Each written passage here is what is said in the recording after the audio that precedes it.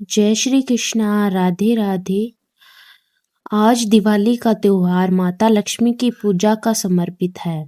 धन वैभव की प्राप्ति के लिए आज माता लक्ष्मी की कथा सुननी चाहिए। इस दिन माता लक्ष्मी, श्री गणेश और कुबेर की पूजा अर्चना विधि विधान से करनी चाहिए। इस दिन अपने घर में दीपों से रोशन करें। माता लक्ष्मी के पसंद की वस्तुएं और मिठाई अवश्य लाएं। माता लक्ष्मी के साथ गणेश जी को भी लड्डू का भोग लगाएं। दीपावली की कहानी। दीपावली के संदर्भ में माता लक्ष्मी की यह कथा प्रचलित है।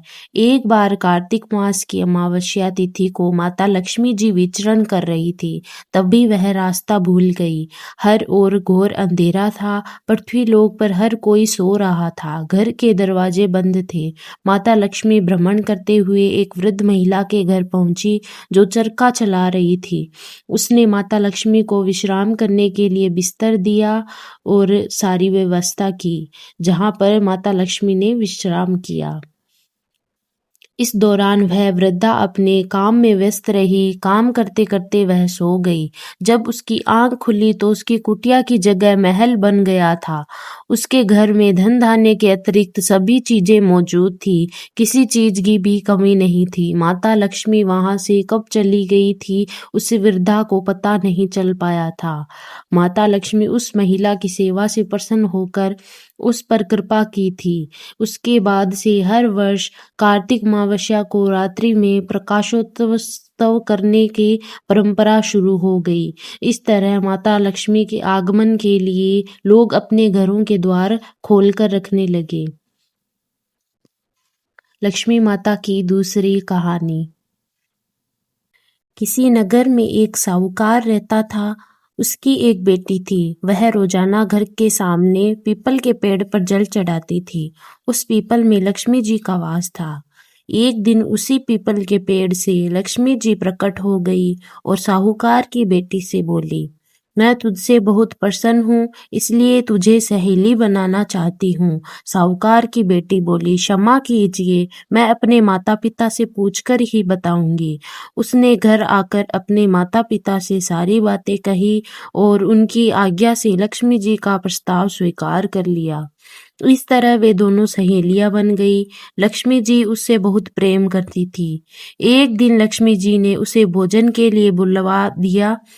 जब साहूकार की बेटी भोजन करने के लिए पहुंची तो लक्ष्मी जी ने उसे सोने चांदी के बर्तनों में खाना खिलाया, सोने की चौकी पर बिठाया और उसे बहुत कीमती रेशमी कपड़े ओढ़ने पहनने के लिए दिए।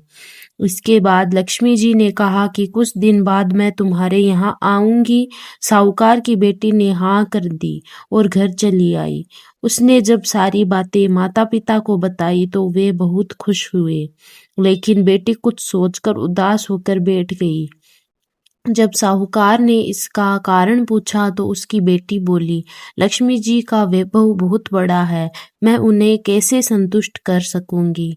यह सुनकर पिता ने कहा कि घर की जमीन को अच्छी तरह लीपना और अपनी पूरी श्रद्धा से रूखा सूखा जैसा भी भोजन बने उसे बहुत प्रेम से लक्ष्मी जी को खिला देना।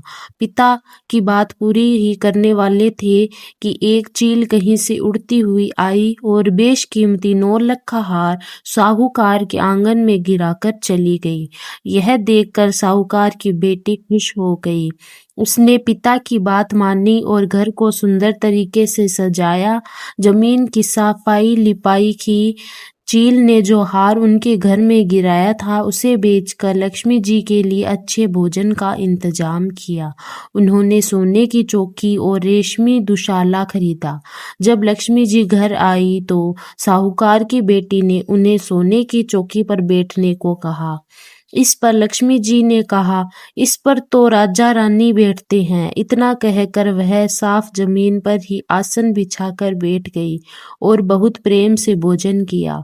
वह साहूकार के परिवार के आदर सत्कार से बहुत खुश हुई और उनका सुख संपत्ति से घर भर गया। हे लक्ष्मी माता, जिस तरह आपने साहूकार के परिवार पर अपनी कृपा बरसाई, उसी तरह सबके घरों को सुख संपत्ति से भर देना। बोलो लक्ष्मी मैया की जय।